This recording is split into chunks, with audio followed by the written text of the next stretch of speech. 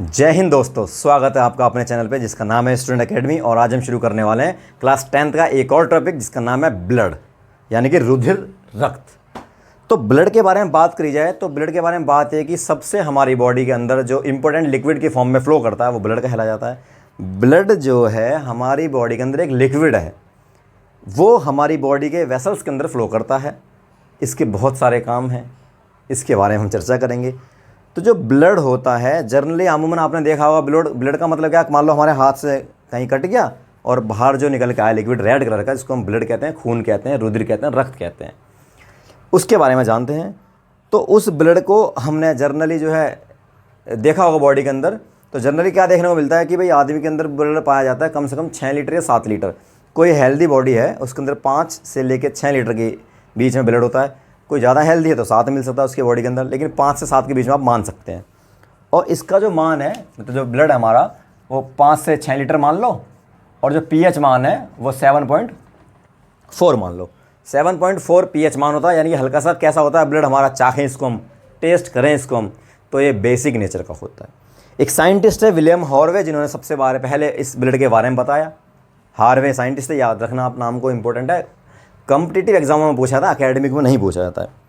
तो हार्वे ने जो है बोला कि भैया ब्लड के बारे में बताया उन्होंने, हार्वे ने। तो ब्लड के बारे में बात करें तो ब्लड को 2 भागों में बांटा हुआ है। पहला भाग है उसका प्लाज्मा और दूसरा है ब्लड सेल्स, यानी कि एक तो है प्लाज्मा ब्लड के अंदर और एक हिस्से में बाकी ब्लड की जितनी भी सेल्स होती हैं सारी सेल्स। तो प्लाज्मा तो 55% है और ब्लड सेल्स कितनी है, 45%। अगर जो हम एक बूंद को 100% माने, ब्लड की एक बूंद को हम 100% माने, तो उस ब्लड की एक बूंद में से 55% प्लाज्मा है और 45% ब्लड की बाकी सारी सेल हैं, कोशिकाएं हैं। तो जो प्लाज्मा है सिर्फ उसके बारे में बात करते हैं। जो प्लाज्मा है एक लिक्विड है, हल्का हल्का येलोइश कलर का ये लिक्विड होता है, और उस लिक्विड के अंदर ही अपने अंदर खुद 92% पानी होता है। मतलब वो जो लिक्विड भी ये बताया ना मैंने आपको, उसका खुद का 90% या 92% तो पानी ही पानी है। 7% में प्रोटीन्स वगैरह हैं और 1% में उसके अंदर मिनरल्स हैं। मिनरल्स मतलब वही सोडियम, पोटेशियम, सॉल्ट वगैरह हमारे जो हैं वो 1% में है, और 7% में प्रोटीन्स हैं। प्रोटीन्स कौन कौन से हैं, एल्बुमिन और ग्लोबुलिन और फाइब्रिनोजिन, और भी प्रोटीन, लेकिन हमने जो मेन चीज़ें हमने वो ली हैं। इन तीनों प्रोटीन्स में से आपको एक प्रोटीन याद रखना है, फाइब्रिनोजिन। फाइब्रिनोजिन एक ऐसा प्रोटीन है भैया, जब कभी खून हमारे निकल जाता है, तो जब खून निकल गया बाहर, लेकिन कुछ घंटे के बाद में पपड़ी सी जम जाती है ना, खुरंट जम जाता है, क्लोटिंग हो जाती है, तो ब्लड क्लोटिंग में जो हेल्प करता है वो एक प्रोटीन कौन है, फाइब्रिनोजिन। बात समझ में आ गई। तो ये प्लाज्मा के बारे में बात थी। तो ये वाला तो हिस्सा हो गया हमारा प्लाज्मा वाला। अब बात है ब्लड सेल्स के बारे में। ब्लड की जो है 3 सेल हैं, एक आरबीसी, एक डब्ल्यूबीसी और एक प्लेटलेट्स, यानी कि पट्टिकाणु, बिंबिकाणु। आरबीसी का पूरा नाम है रेड ब्लड सेल्स, लाल रक्त कोशिकाएं। डब्ल्यूबीसी का नाम है वाइट ब्लड सेल्स, श्वेत रक्त कोशिकाएं। और प्लेटलेट्स का नाम है पट्टिकाणु, यानी कि बिंबिकाणु। अब तीनों सेलों को बारी बारी से एक बार देख लेते हैं।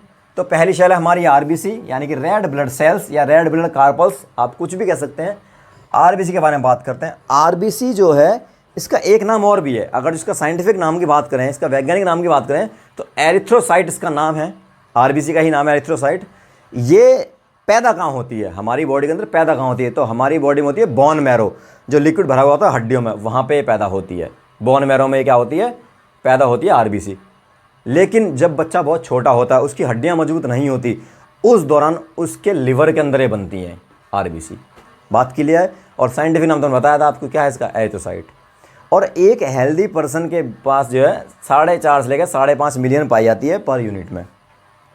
120 दिन तक जिंदा रहती है, मतलब हमारी बॉडी के अंदर जो आरबीसी सेल हैं ये 120 दिन तक जिंदा रहती हैं, उसके बाद खुद ही मर जाती हैं। बात समझ में आ गई, ठीक है। इनकी जो शेप है वो राउंड कलर की होती है, मतलब राउंड शेप इनकी होती है, कलर नहीं होती, राउंड शेप होती है। रेड कलर की तो होती है, बताया था। न्यूक्लियस के अंदर नहीं पाया जाता, इसके अंदर कोई न्यूक्लियस नहीं होता, मतलब केंद्रक नहीं होता इसके अंदर। और एचबी ऑन सरफेस, यानी कि एक प्रोटीन है, या आप समझ सकते हैं पिगमेंट है, यानी कुछ एक ऐसी चीज़ है जो शेल के ऊपर चिपकी हुई है सरफेस पे, उसको हम बोलते हैं हीमोग्लोबिन। वेरी वेरी इंपॉर्टेंट है। हीमोग्लोबिन के अंदर होता है आयरन और प्रोटीन, यानी कि आयरन भी हीमोग्लोबिन के अंदर पाया जाता है और प्रोटीन्स भी। ये वही हीमोग्लोबिन है जो ऑक्सीजन को पूरी बॉडी में लेकर घूमता है ऐसे अपने साथ मिला के, ये हीमोग्लोबिन है। बात समझ में आ गई, ठीक है। आगे चलते हैं हम डब्ल्यूबीसी के बारे में, जिसको बोलते हैं वाइट ब्लड सेल्स, श्वेत रक्त कोशिका या कणिकाएं भी कह सकते हैं इसको हम। इसका भी साइंटिफिक नाम है ल्यूकोसाइट्स। बहरहाल इसके जो है 4 पार्ट और भी होते हैं, पर उसको अभी आपको जानने की ज़रूरत नहीं है, उसको आप हायर क्लास में पढ़ोगे या फिर हम जब आगे दोबारा कभी इसको टॉपिक को कवर करेंगे रिवीजन के तौर में तो तब बताया जाएगा। 12 से जो है 15 दिन तक ये जिंदी रहती हैं, उसके बाद ये भी बेचारी मर जाती हैं। ये कहाँ पैदा होती हैं? ये भी होती हैं बोन मैरो में, लेकिन येलो बोन मैरो होती है उसमें पैदा होती हैं। न्यूक्लियस इनके अंदर होता है और इंडेफिनिट शेप होती है। शेप कोई फिक्स नहीं होती, नहीं कभी भी कैसी भी इनकी शेप हो जाती है। इनके बारे में खास बात क्या है कि ये सोल्जर सेल्स होती हैं WBC, वाइट ब्लड सेल्स। क्या है कि अगर हमारी बॉडी में बाहर से कोई बैक्टीरिया वायरस आया तो भैया लड़ने जाती हैं और उसे मार देती हैं, और अगर जो उसे मार दिया तो हम ठीक, और जो यही मर गई तो हम हो जाते हैं क्या? बीमार, हमें हो जाता है फीवर। ठीक है, हाँ। अगली है हमारी प्लेटलेट्स, यानी जिसको बोलते हैं पट्टिकाणु या बिंबिकाणु। इसका साइंटिफिक नाम है थ्रोम्बोसाइट्स। 7 दिन तक ये जिंदी रहती हैं, इनके पास भी न्यूक्लियस नहीं होता, और जो इनकी शेप है थोड़ी मतलब ऐसी होती है, कुछ भी मतलब ऐसी कुछ टेढ़ी मेढ़ी सी, ऐसी कुछ यूँ इस तरीके की, और स्टिकी होती हैं, चिपचिपी सी होती हैं, चिपक जाती हैं ये, और DNA इनके अंदर नहीं पाया जाता, और 1.5 से लेकर 4 लाख तक ये बॉडी में होती हैं। आपने सुना होगा डेंगू के समय पे जब लोग डेंगू की बीमारी हो जाती है तो नहीं भैया इसकी प्लेट गिरेगी, इसकी प्लेट गिरेगी। प्लेट गिरेगी का मतलब है प्लेट ना गिरी, प्लेटलेट्स गिर गई, मतलब ये कम हो गई, और जब 1.5 से कम हो जाती है तो ये कंडीशन बहुत ख़राब हो जाती है आदमी की। ठीक है, बाकी इसका मेन फंक्शन क्या है?